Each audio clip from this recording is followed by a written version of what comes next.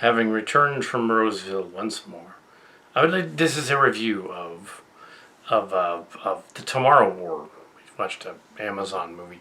Apparently, I was looking at the backstory of this Chris Pratt movie. Apparently, it was supposed to be released in 2021, at the end of the pandemic, and so basically, Top Gun, Maverick, and then Ghost Protocol kicked it out of 2 time slots. It would have been in theaters, but it was released to Amazon. Amazon picked it up and put it on there. $200 million spent on this. It's a sci-fi action. They call it a drama, but I would call it a dark comedy. It's a dark comedy because yeah, there are scenes there that are probably intentionally amusing thrown in. Apparently, it was supposed to be a drama, and they added like intentional humor bits. That were supposed to be. You were supposed to like think it was goofy. The tone is reminiscent of not Battlefield Earth, but Battlefield LA, and also Terminator movies, especially the ones in the alternate future, as well as the War of the Worlds. It's very much like that. It's got Alien in it. It's a twist on Alien and Aliens and Terminator, basically. The creatures are these weird dinosauroid things that have tentacles on the sides and stuff, and they can float or fly or whatever. The light spikes, which is because they're white. I had never seen the movie before, so although when watching the movie with the family, they thinking I knew it, I had seen it because I kept mentioning scenes that were similar to other stuff. But it wasn't that. It was that I'd seen movies that were so much like it that the beats they were trying to get with a 3-act play, the story, were obvious. That's all. It was just obvious. I've seen a lot of sci-fi movies. It was just obvious. At one point, one of the characters says to one of the other ones,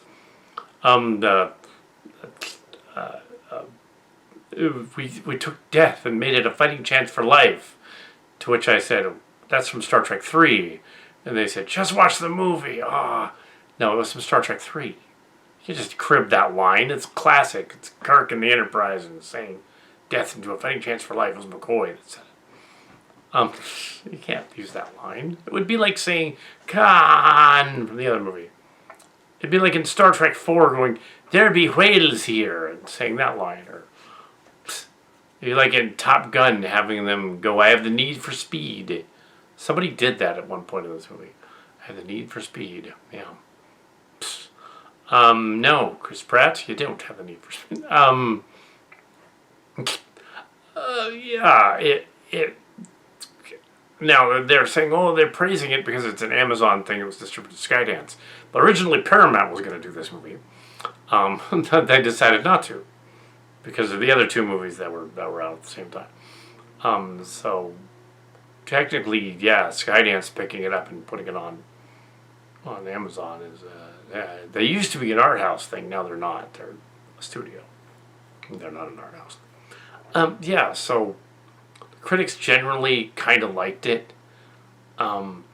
gave it favorable enough ratings. It wasn't terrible. It wasn't Battlefield Earth, and it wasn't Battlefield LA. It wasn't dumb enough to be funny dumb, like you're laughing at everything. Parts of it were, but it wasn't enough to, here's a new way to blow up an alien's head or whatever. Funky machine gun into his head thing, like a chainsawing him with a machine gun, like... blow up the bad guy. The story, the premise is also very similar to All We Need Is Kill, which was a book adaptation turned into Rinse, Die, Repeat, or Edge of Tomorrow, in which Tom Cruise is a time traveler whose life is repeated over and over again as they fight an unwinnable war, and he keeps getting sent back to fight the unwinnable war over and over again. All a Groundhog Day, basically Groundhog Day if it sucked. And this one is just like one version of that, I would say. It is different enough. However, yeah, not quite. It's War of the Worlds, basically. It's the TV show version of War of the Worlds, the 90s one. Also Battlefield LA, very similar. Yeah. So this one, time travelers from the future. They don't explain how they have a time jump device. Time travelers from the future have gone back in time because the human race was wiped out by these aliens starting in 2048. So they come from 2051, and they recruit Chris Pratt's character. Now he has a wife and daughter. They're kind of estranged a little bit. He's got a father. They're very estranged, and he's like a conspiracy nut father guy. See why some of the family members liked this part. Although the character himself is a stereotype of prepper people and whatever. So it's a stereotype. It's not that it's cool that he's there being like that. He's a cliche. He literally is the MacGuffin that clearly is going to be used later. He's not just introduced just to throw out later. It's clearly the MacGuffin, and he was the MacGuffin, as well as the daughter who's the MacGuffin.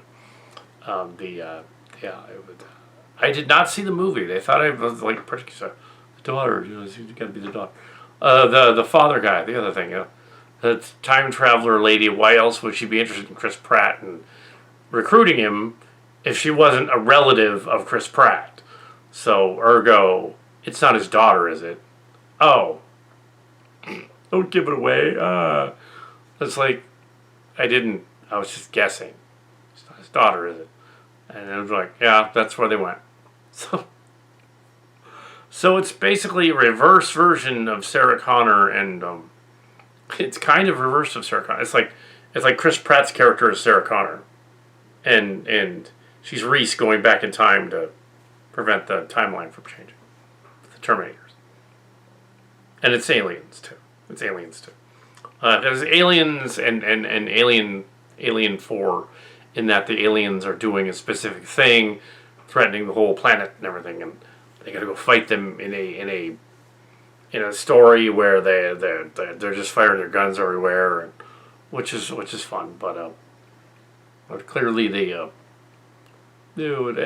some of the other family members pointed out that there was that they're not using their guns correctly, and to which I said, well, they're obviously prop guns.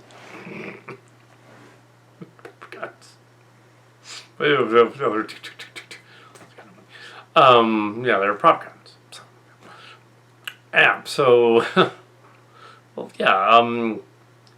So I guess for a movie outing on Amazon Prime late at night,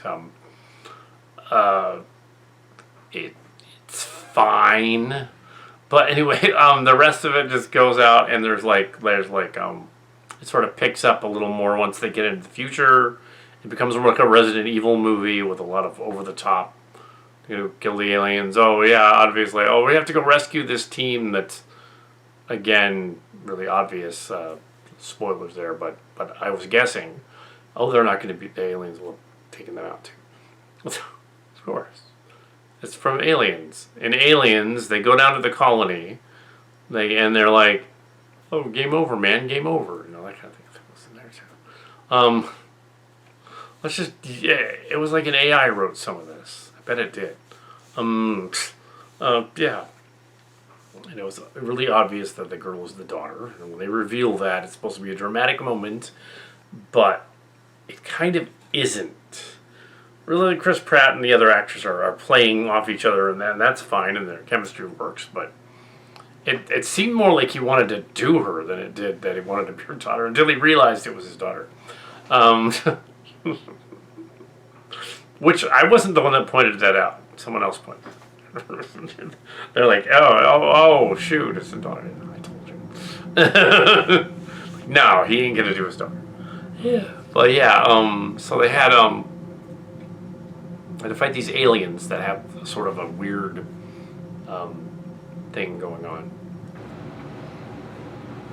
Obviously, the heroes in the story are going to try to do things that are they have to get to the queen. I guess they found a device to kill the like a plague, like a pandemic, to kill the bad guys. The aliens were the global warming annoyed the other people too, but that really wasn't global warming. What they were doing was they were. I mean, there was a scene where they talk about a volcano. A volcano. Of course, there's a volcano. It's clearly L. Ron Hubbard inspired a little bit. I mean, yeah. But yeah, and that there's well, they figure out they've got to go back to the past and prevent the aliens from ever launching. And I, like, halfway through the story, I said, well, that's what they're going to do, because that's what they did in Rinse, Die, Repeat. That's what they tried to do in Terminator Genesis. Same thing. And some parts of it were like the awful Terminator Genesis. So, yeah, they're going to go back and do that. So he goes back, but I was just guessing. I've seen a lot of movies. So we have Terminator. We have him go back, and he goes back to after the daughter is killed in the future, but she tells him that when he's going to die, so he can prevent it. So he does the Back to the Future thing. He's going to go back, and they don't explain how the time device works, but conveniently, it's broken after they send it back. I guess it stops working after they send it back. They don't explain how they got it working in the first place. It's only 50 years later and 30 years later. The jets wouldn't have had fuel either. One of them put it out like, oh, the jets, how come they still have F-22 Raptors and stuff? And it's supposed to be the distant future, and like new generation ones. And then the other one was saying, like, well, maybe they didn't have enough supplies, so they got that. But then I turned around and said, well, they wouldn't have any fuel left, because they wouldn't have any refineries. They wouldn't have any fuel. Which was the same problem they had in Battlefield Earth. Even worse in Battlefield Earth. It's 1,000 years later. Even worse. Although the original book, Battlefield Earth, was only 25 years later. So it was comparable to this movie. The book was originally written in 75 or 76, somewhere around there. And the movie was in 2000. But in the Battlefield Earth movie, which came out in 2000, they set it in 3000. It wasn't originally. And they mixed it in with that other one. With Invasion Earth, which was later. His decology. Scientology decology. So anyway, this one, as we go back, we discover that there was evidence of volcanic ash on the Queen's claws somehow. Even after all that time, there was ash on the claws. And they were inside a pod ship thing, and they were a cargo on this alien ship that crashed 1,000 years ago. Apparently the volcano knocked the ship out of the sky and it crashed in the ice. That was back when the ice was different, and that's why they threw in the line about global warming, or the relatives did. But it wasn't really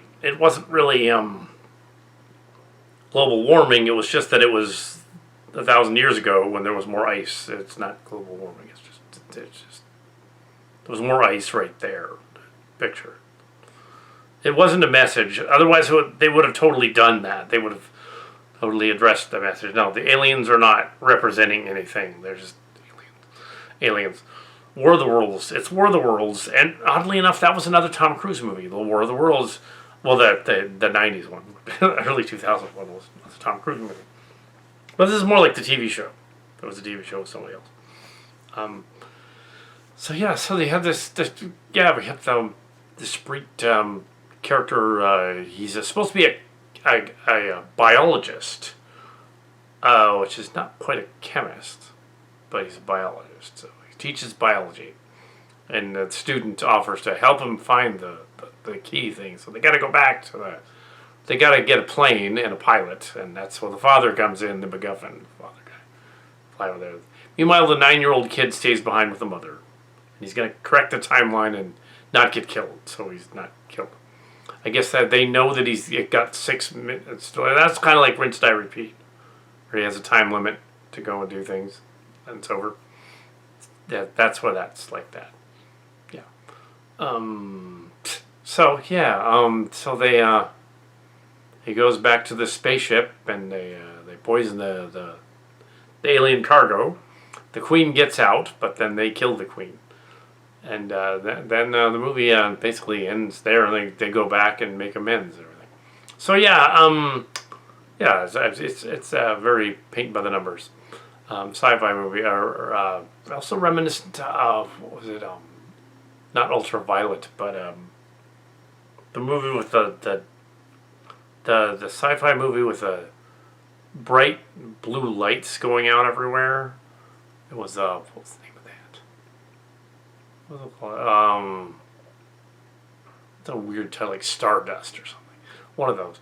Alien invasion movie again. Also, they were similar to the aliens in The Quiet Place Part 2. You get to see them in Part 1 and Part 2 there. Never reviewed that movie though. But yeah, there's apparently a third one now, and now it's just the same kind of idea. Some of the CG was not very good. When they do the warp scene thing and whatever. Yeah, doing your like fall through the wormhole thing with just a tub, a big pool, and swirling the water around and then dumping some Christmas lights into it. Doesn't look that good. It looks like you dug a pool and dumped Christmas lights into it. But I see they spent more money on the creatures and the creature effects, which are pseudo CG, and the layering is kind of weird on them as well. They did use some puppets, like when they blast the thing, but for the most part they used some gore effects, but mostly CG, and yeah. So yeah, it's fine. I don't know if I'd give it as high a score as the critics did. The critics were like, "Oh, it's over like 52%. It's that good. It's passable. Well, it's a little less than passable, I think. If you enjoy watching schlocky sci-fi, then this is right up your alley. It doesn't break any barriers or do anything terribly original, but most sci-fi doesn't do anything terribly original. So yeah, it's fine. Which is the most I can say for it, I guess. A little less. Yeah, 48, 49, 50%. Yeah, it's fine.